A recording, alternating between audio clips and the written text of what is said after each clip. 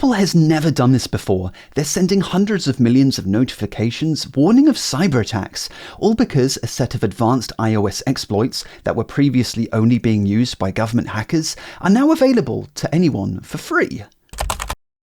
Ever since the iPhone dropped in 2007, normies, that's me and you, we've never realistically had to worry about being hacked. The only people with access to advanced iOS exploits were intelligence agencies, and they just don't care about us. They were busy unleashing their hacks in highly targeted operations, breaking into the phones of nosy journalists and their families, before doing the most evil things you could possibly imagine. But there's a worrying new trend. The same advanced exploits being used by governments have been finding their way onto a secondary market, being bought by lower tier hackers who really aren't quite as skilled. These guys haven't been running highly targeted operations, they've been spraying and praying, which has led to these tools being leaked online for anyone to use. The researchers who discovered Darksword found that it was being used by 3 different hacking groups, but we'll be focusing on the Russians, not because I'm picking on them, but because they were so incredibly lazy and sloppy with their implementation that they accidentally leaked a lot of juicy details. The other 2 were a little more professional and didn't really expose much. Darksword is an exploit chain made up of 6 different vulnerabilities, all of them working together resulting in a total device compromise. But it all begins when a victim loads an infected website. Some of the hackers would set up their own websites, but in the case of the Russians, they hacked several Ukrainian news and government websites, injected their malicious JavaScript, and then just waited for people to visit. It's called a watering hole attack. By poisoning something that already has an audience, you don't have to worry about spreading the malware yourself. You just sit back and wait for people to fall into your trap. If you just so happened to be running a vulnerable version of iOS and visited the infected website, it was all over instantly. You didn't have to click any pop-ups or download anything. Once the site had fully loaded, it was already too late. Depending on your exact iOS version, a different set of vulnerabilities would allow the hackers to inject malicious code into Safari itself. Then 2 more vulnerabilities allowed them to escape Apple's tightly controlled sandboxed environments, before a final vulnerability gave the hackers root access to your iPhone, at which point the final payload could be injected. Messages, call history, Wi-Fi credentials, Ghostblade extracted the lot, anything and everything that might potentially be of some value. But surprisingly, Ghostblade also goes after cryptocurrency wallets, which is unusual for government hackers. Well, unless you're North Korean and half of your government budget comes from cybercrime. But usually governments are less bothered about your crypto stash and more interested in compromising national security.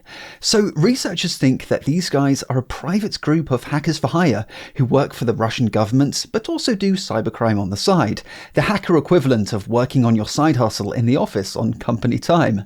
Once the loot had been stolen, it was exfiltrated through a hacked domain belonging to a Ukrainian company that makes hats. Unexpected. After exfiltrating the loot, it was time for Ghostblade to scoot. Within minutes, Ghostblade would totally delete itself from the victim's device, trying to make it look like it was never even there in the first place, by deleting the various breadcrumbs it left behind. But it wasn't very good at that, missing certain crash logs, and it didn't bother to even delete browsing history, which leads us to the most amusing part of all. But before we get to that, bit of an announcement, I'm actually working on a new side project, which I can't really say much about at the moment. Think along the lines of something hacker related that would be super cool to have on your desk. If you'd like to hear more about it closer to the time, head over to satonic.com, link down below, and sign up to my mailing list.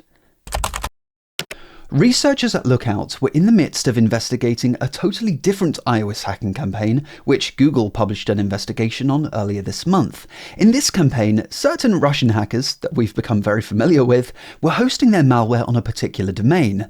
Lookout did some digging and discovered a different domain registered on the exact same day, which kinda looked similar, suspiciously similar. Upon closer inspection, it had a lot in common. Some of its subdomains even pointed to the exact same IP addresses. Without this one clue, Darksword might never have been uncovered. This new domain was hosting files that had some very suspect names. Now, usually hackers go to at least some lengths to cover their tracks, like obfuscating their code, making it difficult to read, but not here. The researchers found clean, commented code, making it painfully obvious that this was clearly some kind of iOS exploit kit, and the use of occasional emojis suggests that the hackers might have been leaning on AI to help with their development. And even the name, Darksword, which is revealed multiple times directly in the code itself, sounds very AI-ish. Researchers think that this Russian group are kind of noobish. They bought a sophisticated exploit kit, but didn't really know how to implement it, relying on AI to add functionality. Their implementation was so bad that when the researchers tried to infect their test phones, the phones just kept crashing, forcing the researchers to deploy the code locally and fix the bugs themselves. The two other groups using Darksword were relatively more professional and knew what they were doing, but because of the sloppiness on the part of the Russians, Darksword isn't much of a secret anymore. The researchers are refusing to release the full code for Darksword because they say it would have way too much of a widespread impact, and because it's really easy to use. 3 days later, someone published the full code to GitHub, with researchers on Twitter confirming that this is in fact the real deal. The latest version of iOS, the Liquid Glass update, is totally patched. Only iOS 18 is vulnerable.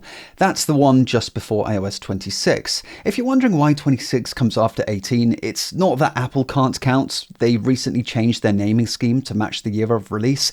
Confusing, yeah, but anyway, the exploit only works on iOS 18. But surely Apple has gone out of their way to release patches for anyone still on that version, right? Yes. Well, kind of. Apple has released security updates for iOS 18, but only for devices that don't support iOS 26, things like the XS and XR. If you're on a newer iPhone that does support iOS 26, but you've been holding out on updating because you're not a fan of Apple's funky new UI, then you're one of the 20% of people still vulnerable. Pick your poison: script kiddies who now have access to advanced iOS exploits, or putting up with Apple's Windows Vista looking user interface.